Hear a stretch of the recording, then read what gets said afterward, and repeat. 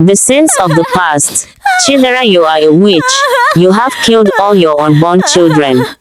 Once upon a time, in southwestern Nigeria, where laughter echoed through the air as children played outside.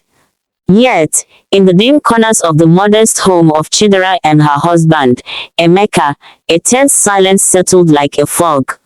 Chidera, a woman in her late 20s, sat on the edge of their bed, clutching her belly tightly. The excitement of pregnancy had recently turned into a whirlwind of fear as she faced complications that threatened her unborn child. Her mother-in-law, Mama Okwudili, ruled the household like a queen unjustly seated upon her throne. With a posture as rigid as her beliefs, she had a talent for casting long, shadowy doubts on those around her. From the moment Chidera had entered her home as a bride, Mama Okwudili had been an ice-cold fortress, mistrustful and critical, especially regarding her new daughter-in-law. "Your child will be weak like you," she often scorned. "Who could bear a fruit from such a frail vine?" Chidera had tried to focus on the love she shared with Emeka, but his mother's biting words hung like chains around her spirit. On that fateful day, as the sun dipped below the horizon, painting the sky in hues of orange and purple, Chidera felt pain clenching her stomach, a familiar harbinger of alarm.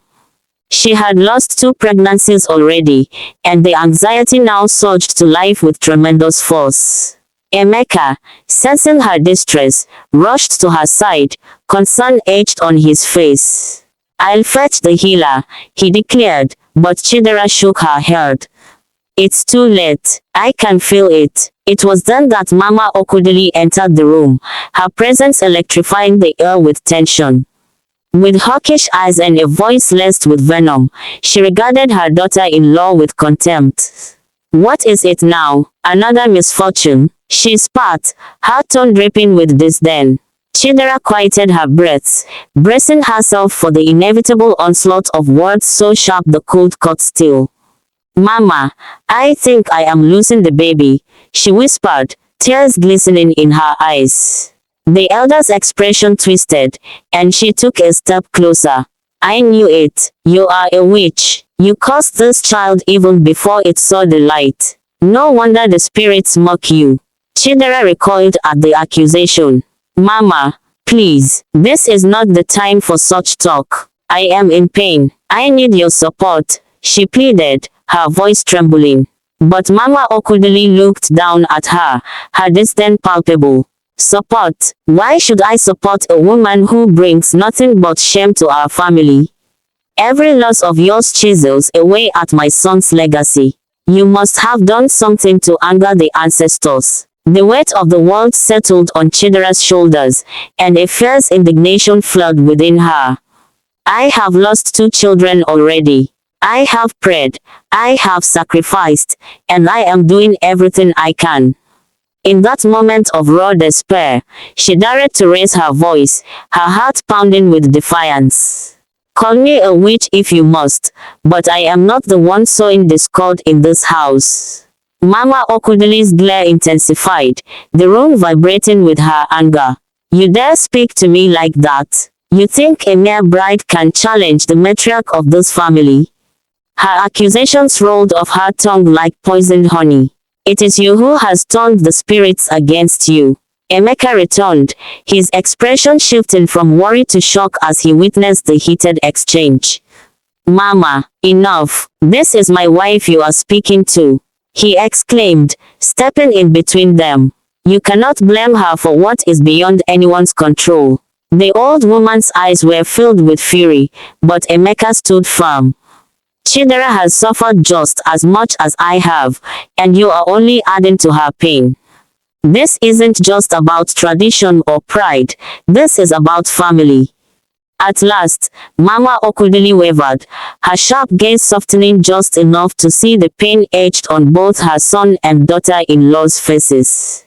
The years of tradition wrestled against her resolve, and for a brief moment, she faltered.